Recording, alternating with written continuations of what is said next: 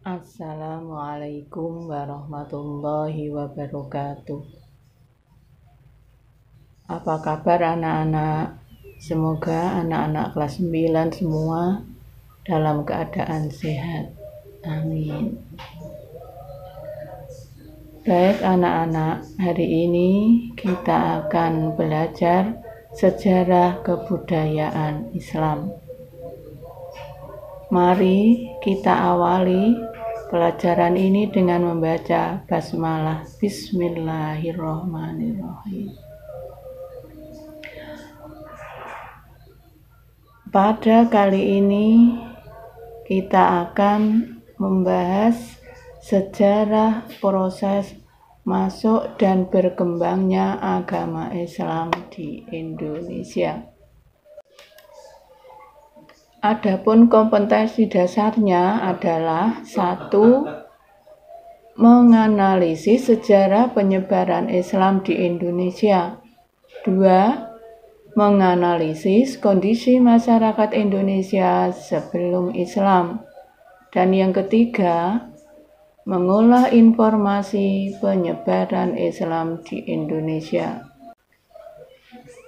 Setelah pembelajaran ini selesai, kalian diharapkan dapat 1. Menjelaskan masuknya Islam ke Indonesia. 2. Menjelaskan kondisi masyarakat Indonesia sebelum Islam. 3. Menunjukkan beberapa jalur masuknya Islam ke Indonesia. Dan yang terakhir, menjelaskan teori masuknya Islam di Indonesia.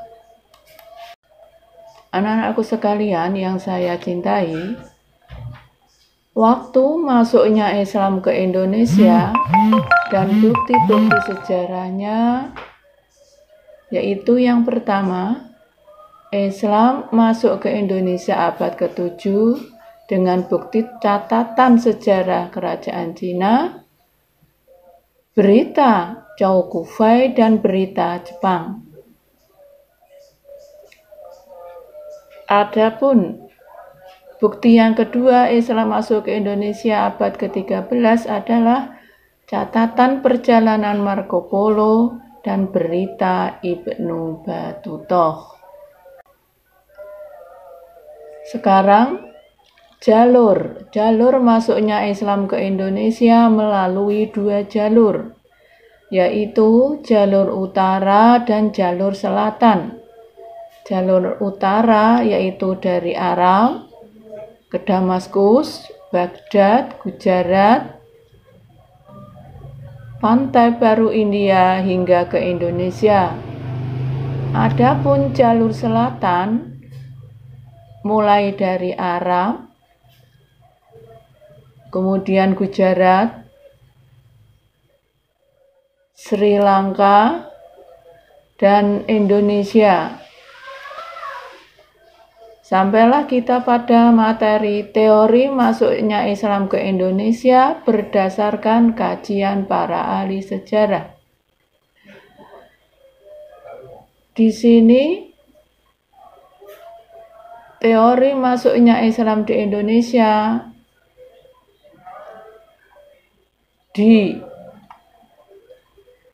dalam teorinya ada 4 teori, yaitu 1 teori Gujarat. Adapun teori Gujarat, Islam masuk ke Indonesia abad ke-13. Di sini buktinya ada hubungan dagang antara India dengan Indonesia. Dan bukti yang kedua adanya makam Sultan Malik As-Saleh yang bercorak Gujarat. Adapun tokoh teori ini adalah Snok Hugronyo dan Bernard H.M. Vicky. Sekarang teori Mekah. Islam masuk ke Indonesia abad ke-7. Pembawanya adalah pedagang dari Arab. Buktinya ada perkampungan Arab di pantai barat Sumatera. Dan bukti yang kedua, berkembangnya madhab Syafi'i di kerajaan Samudra Pasai. Dan yang ketiga, penggunaan gelar Al-Malik yang berasal dari Mesir. Adapun tokoh teori ini adalah Hamka, Van Loor, dan T.W. Arnold. Kemudian teori Persia menyatakan Islam masuk ke Indonesia abad ke-13 dibawa oleh pedagang dari Persia atau Irak. Buktinya, di sini ada peringatan 10 Asyura oleh pengikut Syiah di Indonesia berupa upacara tabut di Sumatera Barat. Bukti yang kedua, makam Maulana Malik Ibrahim di Gresik yang berasal dari Persia. Dan yang ketiga, adanya perkampungan Leran di Gresik. Adapun tokoh teori ini adalah Umar Amir Husain dan P.A. Husain Jayadiningrat. Anak-anakku sekalian, tugas kalian sekarang adalah mencari